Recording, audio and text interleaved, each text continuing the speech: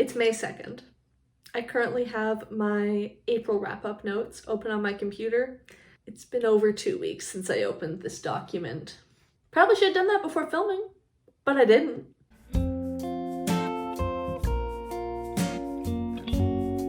Hi everyone, Rosie here. Welcome back to my channel. If you didn't catch Sunday's video, which is up here, but I'm gonna tell you what it says right now, so don't go click on that. Basically, I'm in a reading slump. That's the sum of the news. Let's talk about the books I read in the first half of April. I had a good start to my reading month. I just the will to read evaporated one day, and I'm hoping it'll come back to me soon. But for now, yeah, let's talk about what I did read, I guess. First, I finished The Office of Historical Corrections by Danielle Evans.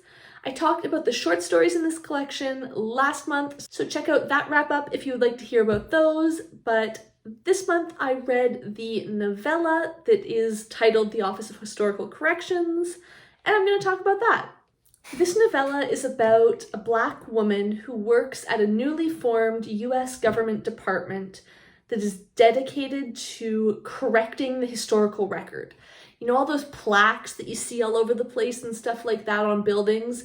If there's a problem or if there's an error in one of those, they go and correct it. When things are wrong in textbooks, they're the ones who are supposed to make sure it's correct. Oh my goodness, one, that concept is super interesting and hugely central to this novella. So if it sounds cool just from that, go read it, absolutely. It was a great novella. But it also just weaves an absolutely incredible number of themes and perspectives into 100 pages. I wasn't initially hooked. I started out thinking, oh, maybe I prefer Evans's writing in a short story format. Maybe the novella's not going to be for me. But the more I read, the more I was just blown away.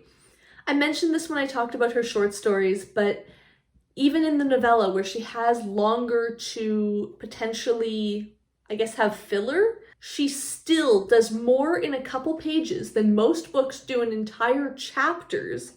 And she does it so elegantly that you don't even notice. It's this wonderful sense of, I don't know, do you ever eat really, really nice gelato or something and all of a sudden you see how a tiny cup is totally all you want because it's just so perfect? It's like that, but with writing. I then started Born to Run by Bruce Springsteen. I had tried this out in November as part of a nonfiction try a chapter video. I was initially really excited. I thought the first chapter of this was fantastic. It's a Springsteen autobiography starting from his childhood, and I randomly picked it up at the end of March because I was looking for something chill to read before bed. I DNF'd this book. I DNF'd this book at 25% of the way through.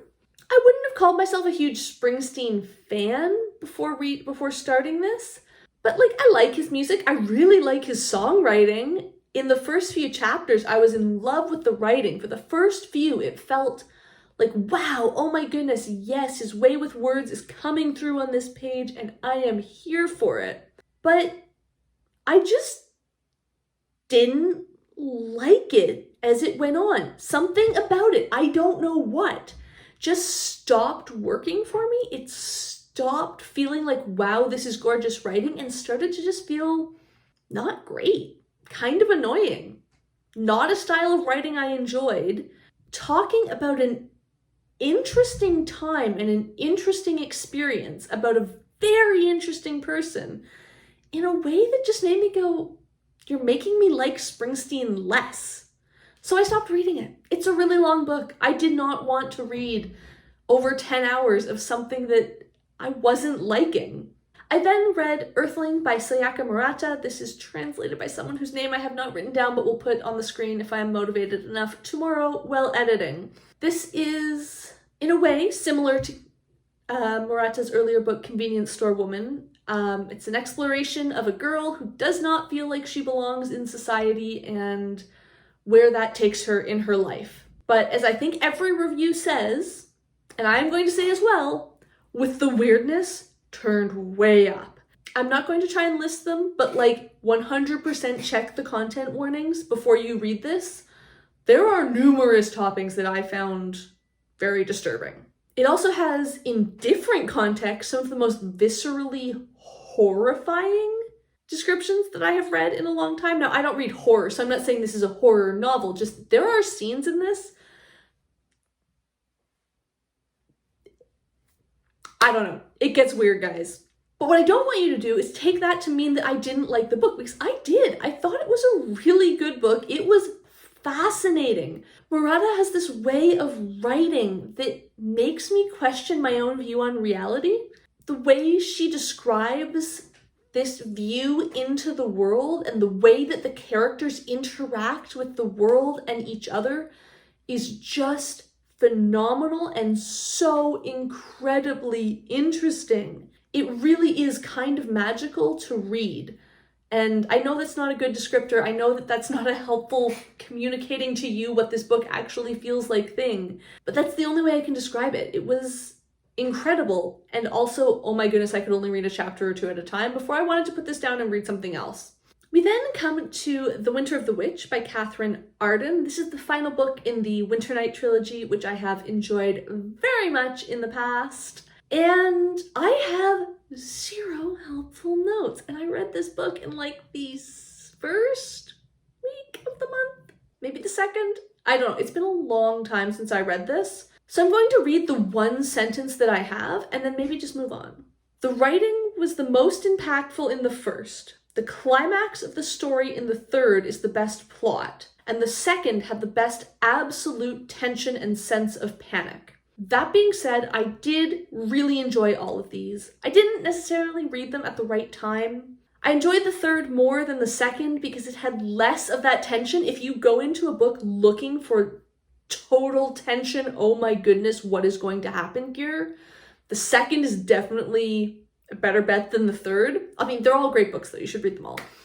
I can't really say anything about what happens in the third without spoiling things. There was a lot of things that happened that made it a much more enjoyable reading experience for me. It was really, really incredible. I thought the way it ended was so cool. I really liked how a few plot points were played out in this. And I don't have anything else to say because I didn't write any notes.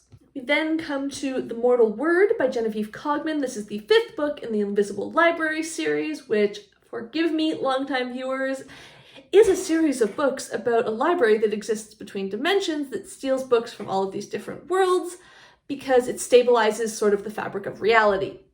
Irene is a librarian. She goes on adventures. I just read the 5th book about her. I've talked about it a lot lately.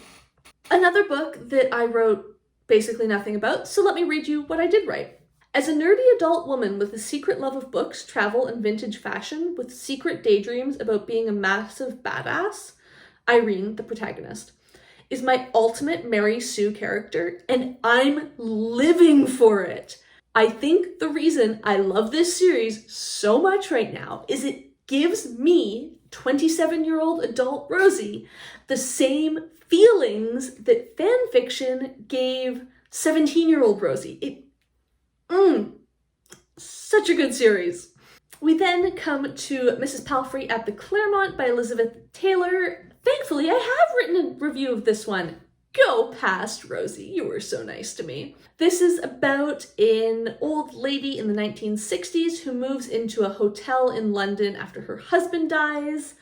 It's this weird situation where there's like 4 or 5 old people who just live in this hotel full time, but also like some tourists stay here as well. Was this a thing in the UK? Is this still a thing in the UK? Please let me know in the comments if you have further information about this because I am fascinated. This was phenomenal. The atmosphere in this book is amazing. It feels like incredibly well-written historical fiction, except it was written about contemporaneously with when it is set.